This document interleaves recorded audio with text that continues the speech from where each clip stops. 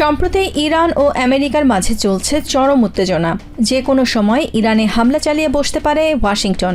এ বিষয়ে তাদের বারবার হুমকির জবাবে তেহরানও যুদ্ধের জন্য তাদের প্রস্তুতির ঘোষণা দিয়ে রেখেছে। এমন পরিস্থিতিতে ওয়াশিংটনের পাশে দাঁড়িয়ে ইসরায়েল হুঁশিয়ারি দিয়েছে লেবাননের হিজবুল্লাহ গোষ্ঠীকে। লেবাননের দুই শীর্ষ কর্মকর্তা মঙ্গলবার জানিয়েছেন, ইরান আমেরিকা সংঘাতে হিজবুল্লাহ অংশ নিলে লেবাননের বেসামরিক অবকাঠামো এমনকি বিমানবন্দরে হামলা চালানো হতে পারে বলে পরোক্ষভাবে সতর্ক করেছে ইসরায়েল। যদিও এ বিষয়ে তাৎক্ষণিক কোনো মন্তব্য করেনি প্রধানমন্ত্রী বেঞ্জামিন নেতানিয়াহুর দপ্তর কিংবা লেবাননের প্রেসিডেন্সি। এদিকে ইরান ও আমেরিকার মাঝে উত্তেজনার মধ্যেই পারমাণবিক ইস্যুতে তৃতীয় দফা আলোচনা বৃহস্পতিবার জেনেভায় অনুষ্ঠিত হবে বলে জানিয়েছেন ওমানের পররাষ্ট্রমন্ত্রী বদর আল বুসাইদি। এর আগে গত শুক্রবার রাতে লেবাননের পূর্বাঞ্চলীয় বেকা উপত্যকার রিয়াক ও তামনিন আল তাহতা এলাকায় ইসরায়েলি হামলায় অন্তত 10 জন নিহত এবং 50 জন আহত হয়েছে। ইসরায়েলি সামরিক বাহিনী জানায়, তারা বালবেক এলাকায় হিজবুল্লাহর অবস্থান লক্ষ্য করে হামলা চালিয়েছিল। লেবাননের সঙ্গে যুদ্ধবিরতি চুক্তি লঙ্ঘন করে চালানো একের পর এক হামলায় ইসরায়েলের এটাই ছিল সাম্প্রতিককালের সবচেয়ে বড় প্রাণঘাতী হামলা। 1982 সালে ইরানের রেভলিউশনারি গার্ডসের সহায়তায় শিয়া মুসলিম সংগঠন হিসেবে প্রতিষ্ঠিত হয় হিজবুল্লাহ। গত জানুয়ারিতে এক টেলিভিশন ভাষণে হিজবুল্লাহর নতুন নেতা নাইম কাসেম বলেছেন, ওয়াশিংটন ও তেহরানের বিরুদ্ধে তারা নিরপেক্ষ নয়। তিনি স্পষ্ট করে জানান, হিজবুল্লাহ আত্মরক্ষায় দৃঢ় প্রতিজ্ঞ এবং সময়মতো সিদ্ধান্ত নেবে হস্তক্ষেপ করবেন কিনা। বিশ্লেষকদের মতে, ইরান আমেরিকা উত্তেজনা যদি সামরিক সংঘাতে রূপ নেয় তাহলে লেবানন আবারও বড় আকারের সংঘর্ষের ঝুঁকিতে পড়তে পারে।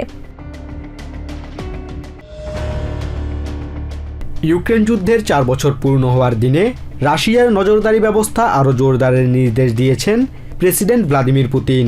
মঙ্গলবার এফএসবির কর্মকর্তাদের উদ্দেশ্যে দেয়া ভাষণে তিনি বলেন, যুদ্ধক্ষেত্রে কৌশলগতভাবে পরাজিত করতে না পেরে এখন রাশিয়ার ভেতরে সন্ত্রাস ছড়ানোর পথ বেছে নিয়েছে ইউক্রেন ও তাদের বিদেশি কিউরেটররা। কৃষ্ণসাগরের তলদেশ দিয়ে যাওয়া তুর্ক স্ট্রিম ও ব্লু স্ট্রিম গ্যাস পাইপলাইনও তাদের লক্ষ্যবস্তু হতে পারে বলে আশঙ্কা প্রকাশ করেন রুশ প্রেসিডেন্ট। তারা শান্ত হতে পারছে না। মরিয়া হয়ে তারা আমাদের গ্যাস ব্যবস্থা ধ্বংস করতে চায়। এই শান্তি আলোচনা আর কূটনৈতিক প্রক্রিয়া নস্যাৎ করতে উস্কানি দিচ্ছে। এমনকি পারমাণবিক উপাদান ব্যবহার করে বড় ধরনের দুর্ঘটনারও পরিকল্পনা করছে তারা। পশ্চিমারা মনে করছে রাশিয়াকে পরাজিত না করলে চলবে না, কিন্তু তারা কোনোদিনই সফল হবে না।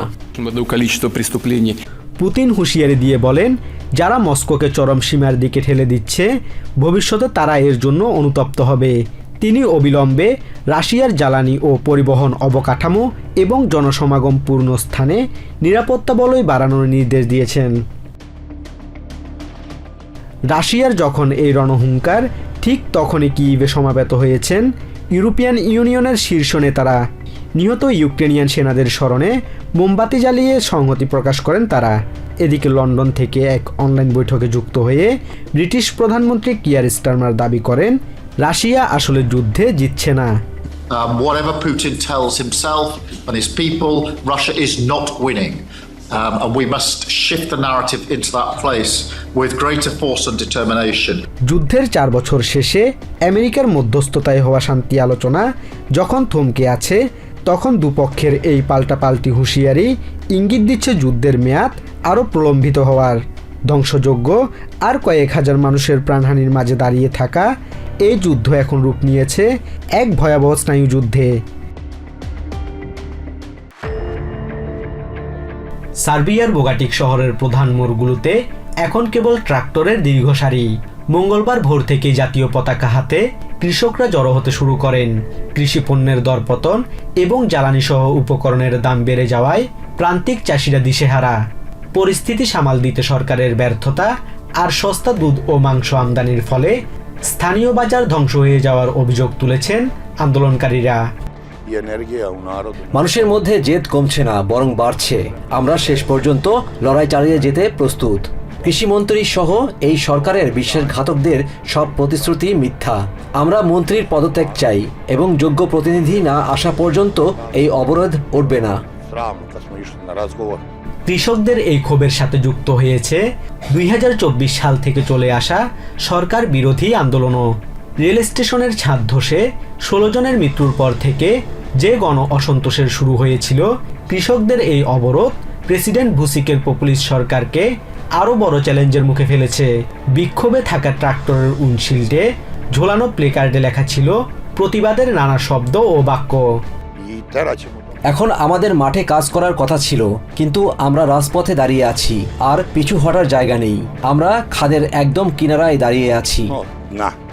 এদিকে কৃষিমন্ত্রী দাবি করেছেন কৃষকরা আলোচনার প্রস্তাব প্রত্যাখ্যান করেছেন, তবে কৃষকদের দাবি স্পষ্ট, ভর্তুকি বাড়াতে হবে এবং ইউরোপিয়ান ইউনিয়নের সদস্যপদ লাভের শর্তে বাজার উন্মুক্ত করার আগে দেশীয় কৃষকদের সুরক্ষা নিশ্চিত করতে হবে। সার্বিয়া ইইউতে যোগ দিতে প্রতিশ্রুতিবদ্ধ হলেও স্বার্থরক্ষায় কৃষকদের অবস্থান এখনও অনড়। ইউক্রেন পুনর্গঠনে 90 বিলিয়ন ইউরো ঋণ দেওয়ার ঘোষণা দিয়েছে ইউরোপিয়ান ইউনিয়ন।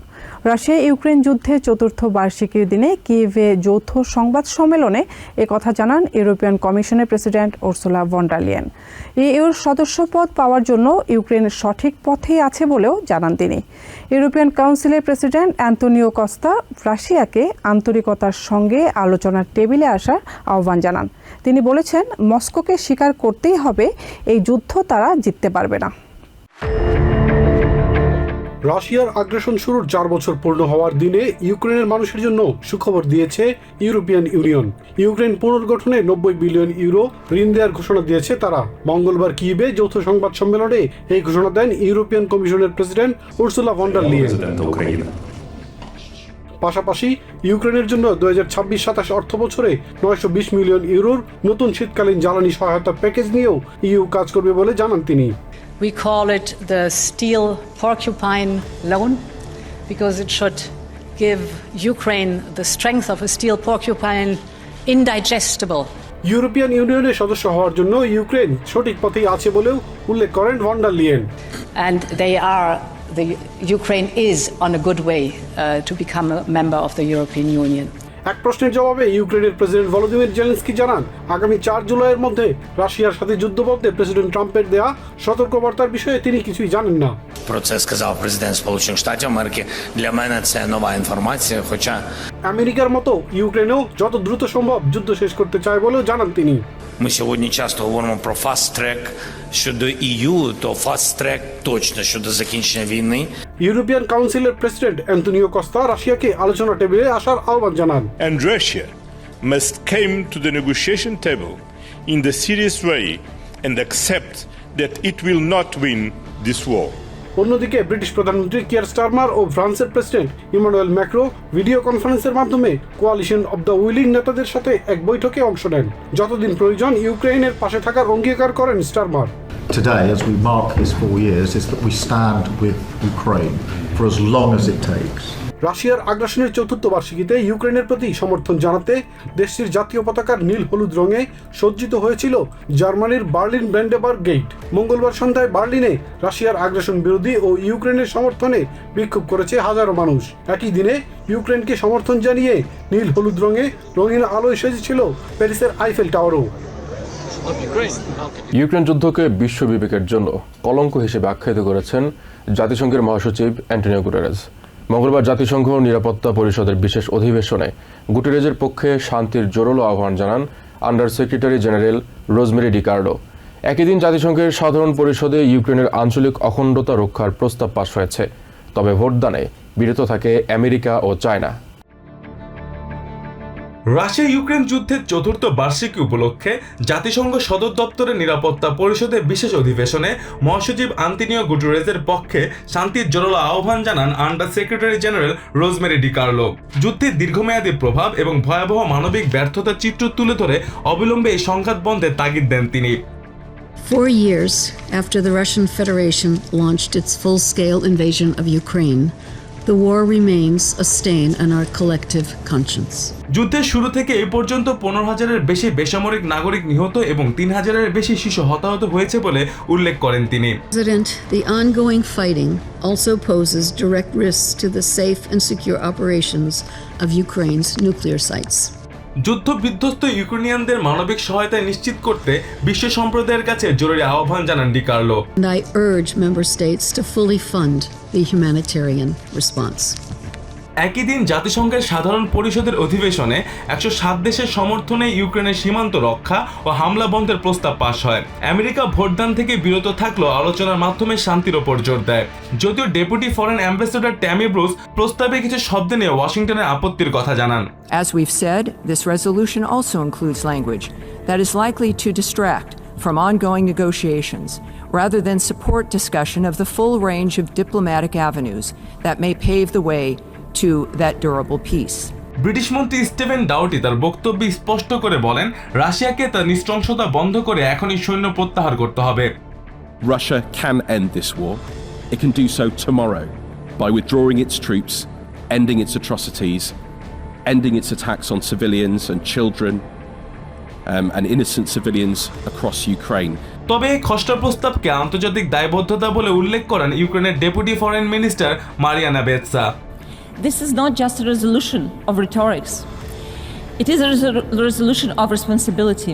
আমেরিকা ও ইউরোপের শান্তি প্রচেষ্টাকে পাশ কাটিয়ে রাশিয়া আক্রমণাত্মক মনোভাব বজায় রেখেছে বলে অভিযোগ করেন তিনি। Despite peace efforts led by the US and supported by Europe, Russia continues to demonstrate no genuine willingness to stop this aggression. তিনি বলেন, শান্তি মানে আত্মসমর্পণ নয়।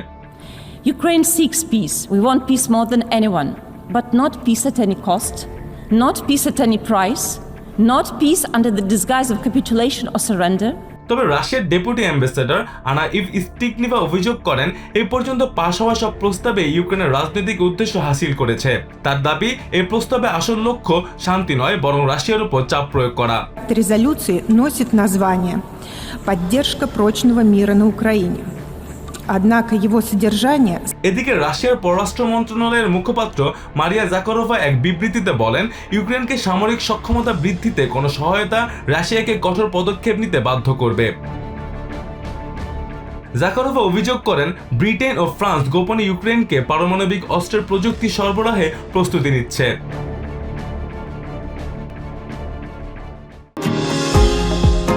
নিউ ইয়র্ক থেকে সম্প্রচারিত TVN 24 টেলিভিশন বিশ্বজুড়ে বাঙালির কণ্ঠস্বর।